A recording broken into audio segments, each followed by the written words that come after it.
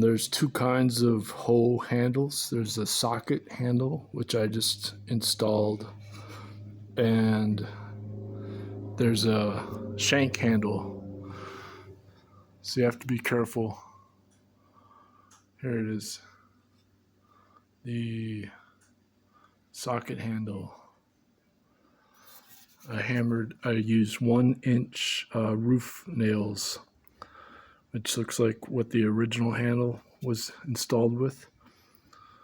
Trying to get there we go. So I think this is ash or hickory or something. It's very hard wood, the handle. So good luck hammering those in and enjoy your hoe. It's a great weeding tool.